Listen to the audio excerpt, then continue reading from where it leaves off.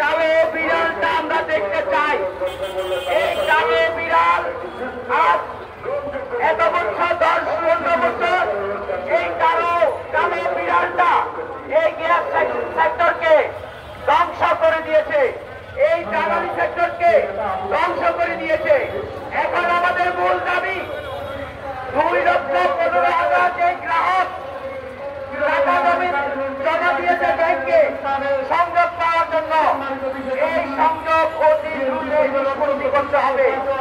আর এই খনিজ সম্পদের ভাগিদার বাংলাদেশের জনগণ, এই খনিজ সম্পদকে সুসম্বর্ধন করতে হবে।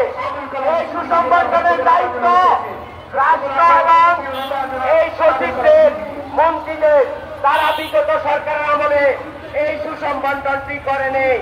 তাই আমরা গ্রাহকের পক্ষ হয়ে সকল ঠিকাদাররা এখানে উপস্থিত হয়েছি। আমরা এই অন্তর্বর্তীকালীন সরকারের কাছে দাবি চাই যে আমাদের 2,15,000 গ্রাহকের সংযোগ অতি দ্রুত দিতে হবে, চুলা এক্সটেনশন করতে হবে এবং শিল্প যে সমস্ত গ্যাস সংযোগ আছে এই শিল্প গ্যাস সংযোগ দিতে হবে। এই দেশে যদি নিজাম বৈদ্যুতিক ঊর্জা অর্জন হয় তাহলে এই শিল্পের দ্বারাই হবে। এই শিল্পে গ্যাস যদি না থাকে তাহলে এই গ্যাস একেবারে অর্থনৈতিকভাবে পণ্য হয়ে যাবে।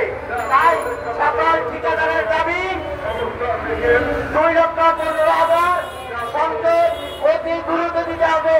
দুর্নীতির কারণে আওয়ামী সরকারের বন্ধ রেখেছিল, এখন খুলে দিতে হবে। আর ঢাকা, চট্টগ্রাম, ফেনী, নোয়াখালী সকল জায়গায় যে সমস্ত গ্রাহকরা বসে আছে টাকা দিয়ে তাদেরকে আগামী 3 মাসের ভিতরে সংযোগ তাদেরকে উঠিয়ে দিতে হবে। এবং ঢাকা এবং চট্টগ্রামে যে সমস্ত ব্রিটিশ আমলের লাইনগুলো ছিল এই লাইনগুলো উন্নত টেন্ডার দিয়ে এই পুরাতন লাইন সংস্কার করে নতুন লাইন স্থাপন করতে হবে। এই নতুন লাইন স্থাপন না করলে গ্যাসের যে বাংলাদেশের উৎপাদন লিখেছে এই দেশের সম্পদ করে রাখছে। আপনারা যদি দুর্নীতির দিকে তাকিয়ে থাকেন এই সংযোগে এবং এই লিগেল সিস্টেম লিগেলের কারণে সিস্টেম লস হচ্ছে বাংলাদেশে। তাই আমাদের এই সমস্ত দাবি আপনারা মেনে নিতে হবে।